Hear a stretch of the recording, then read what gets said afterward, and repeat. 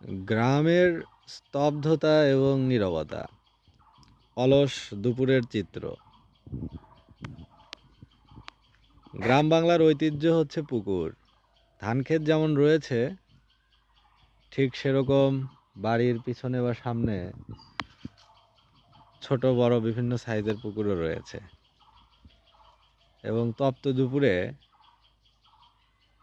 মানুষ সাধারণত পুকুর পাড়ে এসেই বিশ্রাম করে, জিরয় বা একটু ঠান্ডা বাতাসের সন্ধান করে।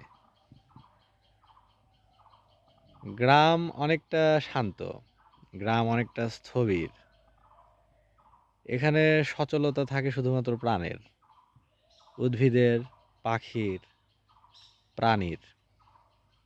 চারপাশে পাখির কুজন কানে আসে, গবাদি পশুর ডাক শোনা যায়, বাতাসের অস্তিত্ব পাতায় পাতায় বোঝা যায়, পাখির উড়ে যাওয়ার দৃশ্য চোখে পড়ে। গ্রামের মেঠো পথ এবং স্তব্ধতা, যেখানে যান্ত্রিকতা অনেকটাই কম, সেরকম দৃশ্য গ্রামে আসলে উপভোগ করা যায়। এই মেঠো পথগুলো এখনো মাটির রয়েছে, এগুলো বোধহয় একসময় বিলুপ্ত হয়ে যাবে। মাটির উপরে এসে আস্তরণ তৈরি করবে পিচ। একসময় তো মানুষ মূলত গ্রামেই থাকতো, পরে গ্রাম থেকে মানুষ শহরে গিয়ে শহরকে বানিয়েছে।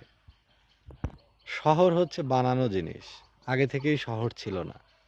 মানুষ শহরে গিয়ে নিজের মতো করে শহরকে সাজিয়েছে। আর গ্রাম প্রকৃতির সৃষ্টি, আপনা আপনি এটি স্বাভাবিকভাবে হয়েছে।